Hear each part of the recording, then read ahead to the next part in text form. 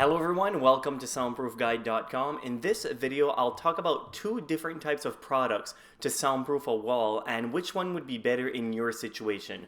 One of the products is green glue noise proofing compound and the other one is a resilient channel. Now, of course, if you're using these products, you will have to basically add a second layer of drywall.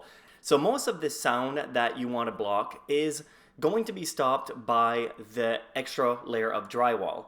Now the resilient channel and the green glue adds another layer of soundproofing. Now the green glue will add, I would say, another 10% of soundproofing, and the layer of drywall would be around the 90% of the soundproofing. The resilient channel, however, it will add a lot more soundproofing, probably about 30%. Or even 40%. But it's a lot more work to build a resilient channel wall than it is to just add a layer of green glue. Now I'll go through these two products in this video. So first, let's talk about green glue. Now green glue noise proofing compound should not be mistaken for green glue noise proofing sealant. Now the noise proofing sealant, there's a lot more competition in the market that you could find that would be less expensive than green glue. That's just basically the one that we usually use. But the noise proofing compound, that's a little bit different because this is what's meant to go between two layers of drywall. So what's nice about the noise proofing sealant is that it's rubbery. It stays rubbery. It doesn't get hard over time where it could crack. But most noise proofing sealant, whether it's green glue or not, that's what it will do. It will stay rubberized. So there's no doubt that green glue noise proofing compound is a pretty good option out there for a soundproofing project. It's not actually glue in the most common sense, but it focuses on helping seal those harder places to provide great overall results. Most people will be able to see a pretty significant sound reduction when using green glue between two layers of 5/8" drywall. So this type of noise proofing compound is pretty straightforward even for beginners to do so. It's just smears on like any type of adhesive would, even though it's not an adhesive.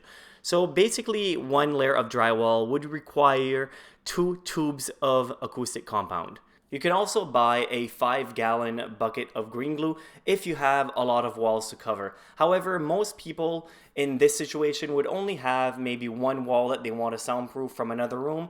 So just buy 4 to 6, probably 6 tubes would do you if it's a relatively small wall. And just make sure to add 2 tubes per layer of drywall in a random pattern so it goes everywhere.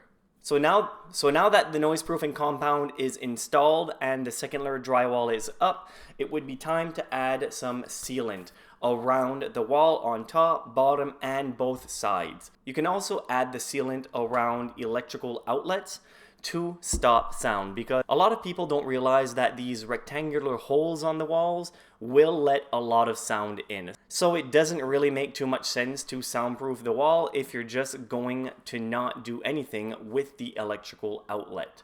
If you remove the faceplate off the electrical outlet, you will notice that there is usually a gap between the drywall and the box. Now you'll want to seal this gap. Now if the gap is a little bit too wide, you could use some backer rod around it and then finish it off with some sealant, put the faceplate back on. Now that's for a finished wall. If you're lucky enough to be soundproofing, let's say a basement with unfinished wall, so before adding your first layer of drywall, buy something called putty pads. Putty pads are good to stop fires from the electrical box from going through the house, but there's an added bonus to these things is that it stops sound because it covers all the holes that the electrical boxes has. So these putty pads will certainly help. So if you have a wall that's unfinished, I would certainly recommend using putty pads on every one of those electrical boxes. If you like this type of content, consider subscribing to my channel. I would also appreciate you leaving a comment if you have any soundproofing questions or comments for me to answer. I will provide links to each and every one of these products I talk about in this video in the description below for you to purchase. And now back to the video. And now for resilient channel. Many people have counted on resilient channel for quite a long time. It is one of the oldest ways to soundproof a room, and it's easy enough to pull off for most people. These channels are non-corrosive and will last for, well, the lifetime of the wall. They are mostly used for soundproofing, not only for the walls, but mostly for the ceilings. They work by isolating the drywall from the studs, which helps to eliminate sound waves from going to the next room. Many people start with a resilient channel, and then they start adding additional soundproofing material if they need more effectiveness overall. Resilient channel works well enough for a lot of people by themselves. It is most likely what is used in an apartment or hotel room that people can use them in their homes as well. As long as they are accurately installed, there should be no issues with their overall effectiveness. Even though it can be pretty straightforward to install resilient channels, beginners are recommended to seek out professional advice. This is to make sure that everything is done the right way the first time instead of running the risk of things not going exactly as planned. Now, what I would do if I were you, I would click the link in the description below, and I'll have an article on my website that explains everything on how to install a resilient channel. So make sure to go visit that. So to compare the two, the reason why people gravitate towards green glue comes down to a few different factors. For starters, many considers it the best overall value as far as price. If applied the right way, people see a major difference in controlling sound. It can completely seal off air transfers that people might not be aware of that much. They are often overlooked with more traditional soundproofing methods, but green glue can fix that. Applying more or less green glue is also very beneficial to customize every project out there. No one wants to be relying on one set method that can't be customized as well. It usually leads to a lot of frustration and additional fixes that may or may not work. The drawbacks to green glue can be frustrating for most.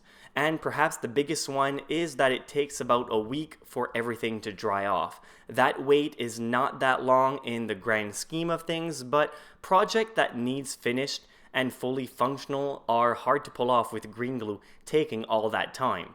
It takes a long time to dry, but seemingly dries quickly on skin and clothing. Make sure to use proper protection when applying green glue, or it could lead to a lot of frustration. Resilient channels are perfect to use virtually everywhere, as people use them on walls, ceilings, plasterboard, and more.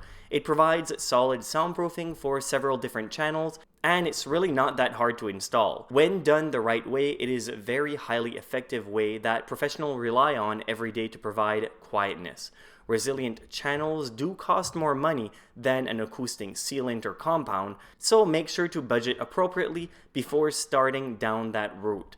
There's also an outside chance of causing a short circuit with resilient channel. This is one reason why it is recommended to use a professional to get the installation process completed. Also remember that a combination of these two materials and other soundproofing methods are going to work best for most setups. Some people think that they can only use one option, but a combination of things really helps out. It depends on how much soundproofing needs to be done and what a person's budget is for the project. So if you're quite handy and you have a bigger budget and you have a larger wall to soundproof or multiple walls, what you could do, what I would recommend, is to use resilient channel on the wall and to use the acoustic sealant around the wall and the electrical boxes. That will be the most effective soundproofing for your money, really. So in your particular situation, what should you choose? Well, if anyone is looking for that answer between green glue and resilient channels, unfortunately, there's not going to be a concrete one. That is simply because the project can vary so much that it's impossible to choose one over the other for everything. The part of the room that needs soundproofing is probably the biggest step to determine which option is best. Green glue is very good for ceilings and walls, while resilient channel have more versatility. They provide a bit more of a professional soundproofing look for many, and it's hard to argue with so much success over the year. For people that's on a tight budget, green glue is probably the best way to start with a soundproofing project. Not only is the material itself a little cheaper, but it can be installed entirely without any additional experience.